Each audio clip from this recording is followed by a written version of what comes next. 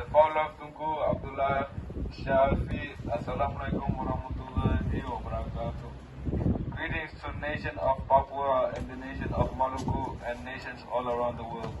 Today, Monday, 22nd of January 2024, Muhammad Hanafia is presenting for SNLF Coordinator in Denmark. Hari ini Senin 22 Januari 2024 bertepatan di kota Os, Denmark. Sengaja kami memperingati haul syahidnya Panglima Perjuangan Penggerakan Aceh Merdeka, yaitu Tunku Abdullah Shafi, supaya bangsa Aceh seluruh dunia mengetahui bagaimana perjuangan bangsa Aceh untuk meraih kemenangan, untuk mengingat kepada seluruh bangsa Aceh begitu pahitnya perjuangan yang telah dilakukan oleh Panglima Tunku Abdullah Shafi. Hari ini genap 22 tahun syahidnya Tunku Abdullah Shafi yang akrab dipanggil Tunkulah.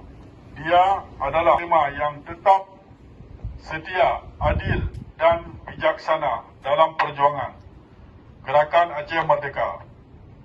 Dan dia putra dari Matang Gelompang 2, Pesangan Birun Aceh Utara. Kami mewakili SNLF, saya merasa sangat kehilangan atas meninggalnya Tunku Abdullah Shafi, Panglima yang tegas dan bijaksana ini, pada tanggal 22 Januari 2002, dan harapan saya kepada seluruh bangsa Aceh dimanapun berada untuk memperingati tragedi-tragedi pelanggaran HAM yang terjadi di seluruh Aceh. Dan kami mengharap kepada pihak internasional untuk mengadili pelanggaran HAM yang dilakukan oleh Indonesia di seluruh Aceh. Saya mengecam keras kepada pihak Indonesia yang telah melakukan pelanggaran HAM yang sangat banyak di Aceh, serupa PT Bumi Flora, Arakundo, Simpang KKA, Rumah Gedung, Betung Ate, Jambu Gepuk, dan banyak sekali di tempat-tempat lain. Terima kasih. Assalamualaikum warahmatullahi wabarakatuh.